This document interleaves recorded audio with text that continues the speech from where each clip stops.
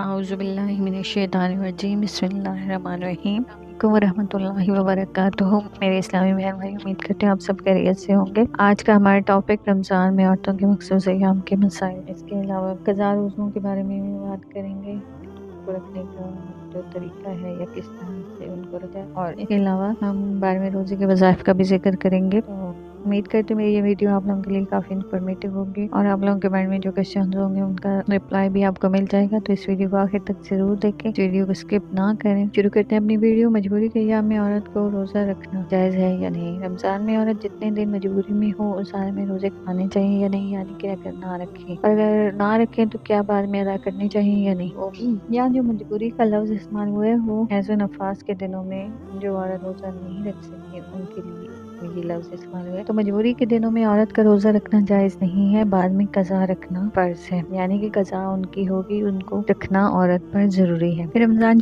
Question ہے، مطلب رمضان شریف میں بہت خواتین دوائیاں وغیرہ کھا کر اپنے ایام کو روک لیتی ہیں، اس طرح رمضان شریف کے پورے روزے رکھ لیتی ہیں، اور فخریہ بتاتی ہیں کہ ہم نے تو رمضان کے پورے روزے رکھے، کیا ایسا کرنا شرعاً جائز ہے؟ یہ واضح ہے کہ جب تک ایام شروع نہیں ہوں گے عورت پاکی شمار ہوگی، اور اس کو رمضان کے روزے رکھنا صحیح ہوگا۔ رہا یہ کہ روکنا صحیح ہے یا نہیں، شرعاً روکنے پر کوئی پابندی نہیں، مگر شرط یہ ہے اگر یہ فعل عورت کی صحت کے لیے مضر ہو تو جائز نہیں ہے، یعنی کہ اگر عورت کی صحت پر کسی بھی میڈیسن کا کوئی اثر نہیں پڑ رہا، اگر وہ میڈیسن کے ذریعے اپنے ایام کو روکتی ہیں تو ان پر کوئی گناہ نہیں، اور وہ پاک ہوں گی اور وہ روزہ رکھتی ہیں۔ نیکسٹ کوسچن ہے، ماہ رمضان میں روزے رکھنے کے بعد اگر دن میں کسی وقت ایام شروع ہو جائیں تو کیا اس وقت روزہ کھول لینا چاہیے یا نہیں؟ تو جیسے ہی ایام شروع ہوتے ہیں یا ماہواری کے ٹائم شروع ہو جاتا ہے تو روزہ خود ہی ختم ہو جاتا ہے، اس کو آپ کھولیں یا نہ کھولیں اس سے پھر فرق نہیں پڑتا، کیونکہ آپ کا روزہ ٹوٹ جاتا ہے۔ نیکسٹ کوسچن ہے، ماہ رمضان میں مجبوری کے تحت جو روزے رہ جاتے ہیں تو کیا ان کو قضا کرتے وقت نماز تراویح بھی پڑھی جاتی ہے کہ نہیں؟ تو تراویح صرف رمضان میں پڑھی جاتی ہے، قضائے رمضان کے روزے میں تراویح نہیں پڑھی جاتی۔ ایک اور کوسچن ہے، جو روزے چھوٹ جاتے ہیں ان کی قضا لازم ہے؟ آج تک بات ہی سمجھ نہیں تھی، یعنی کہ وہ کہنا چاہ رہے ہیں تو جب اب ہمیں پتہ چلا ہے تو کیا ہم ایک دن چھوڑ کر یا ہفتے میں 2 دن روزہ رکھ کر اپنے روزوں کی قضا کر سکتی ہیں؟ کیونکہ زندگی کا تو کوئی بھروسہ نہیں، جتنی جلدی ادا ہو جائے تو بہتر ہے۔ تو آنسر ہے،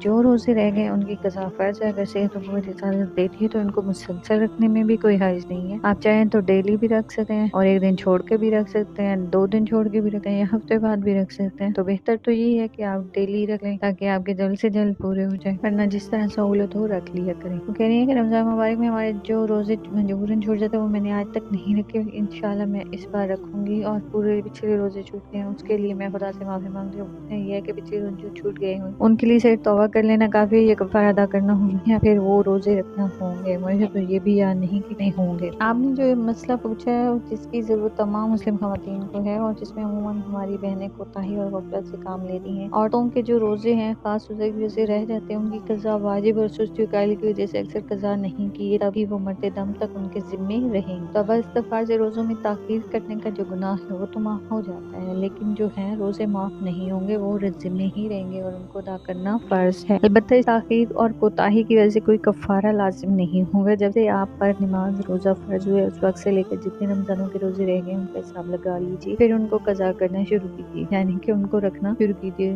ضروری نہیں ہے کہ آپ لگاتار ہی رکھیں، جب موقع ملے قضا روزے رکھ لیں، نیت یوں کریں کہ سب سے پہلے رمضان کا جو پہلا روزہ میرے ذمے ہے اس کی قضا کرتی ہوں، یعنی کہ قضا روزہ رکھتی ہوں۔ اور اگر خدا نخواستہ پوری عمر میں بھی پورے نہ ہوں تو وصیت کرنا فرض ہے کہ میرے ذمے اتنے روزے باقی ہیں، ان کا فدیہ میرے مال سے ادا کر دیا جائے۔ اور اگر آپ کو یہ یاد نہیں کہ کب سے آپ کے ذمہ روزے فرض ہوئے تو آپ اپنی عمر کے 10 سال سے روزوں کا حساب لگائیے، اور ہر مہینے جتنے دنوں کے روزے آپ کے احرام ہیں اتنے دنوں کو لے کر گزشتہ تمام سالوں کا حساب لگا لیجیے، اور ان روزوں کو پھر آہستہ آہستہ کر کے رکھیں، خاص کر سردیوں میں رکھیں کیونکہ سردیوں کے دن چھوٹے ہوتے ہیں اور ان میں انسان آسانی سے روزہ رکھ لے۔ تو کوشش کریں کہ یہ روزے کمپلیٹ کر لیں تاکہ اپنی زندگی میں ہی اپنا کفارہ اور قضا ادا کر لی جائے۔ تو یہ تھا ہمارا آج کا ٹاپک جو مکمل ہوتا ہے۔ اس کے علاوہ ہم 12ویں روزے کے وظائف کا ذکر کریں گے۔ تو بعد از نماز فجر دعائے روز 40 مرتبہ پڑھنی ہے۔ بعد از نماز ظہر اول رکوع سورہ بقرہ کا 11 مرتبہ پڑھنا ہے، الف لام میم سے لے کر عذاب عظیم تک۔ بعد از نماز